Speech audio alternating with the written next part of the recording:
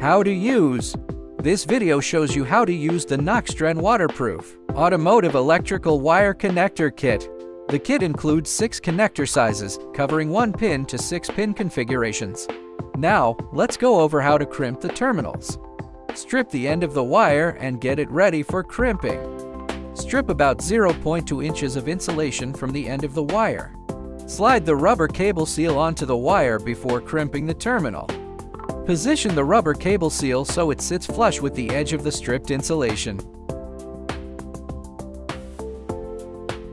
Slide the terminal onto the wire, then lightly pinch the crimping tabs. This temporarily holds it in place. The terminal has 2 crimping areas, one for the conductor and one for the insulation. Choose the crimping slot that matches your wire gauge. Place the male terminal into the 3rd crimping slot with the open side facing up, then crimp it. Check that the wire is properly seated inside the terminal. After crimping, remove the terminal from the tool. Repeat the same steps for the female terminal. This is what a properly crimped terminal should look like. Next, position the connector housing with the front side facing the camera, then install the terminals into the housing. Take the red locking clip from the kit and insert it into the connector as shown. Insert it halfway first, do not push it all the way in yet. With the male connector housing front side facing up, insert the female terminal with the crimped section facing up.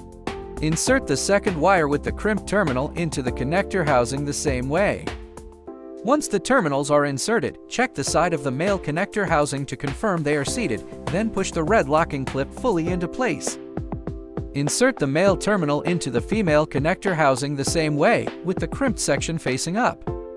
Install the other crimped wire into the remaining slot of the male connector housing. Align both connectors with the front sides facing up, then push them together to connect.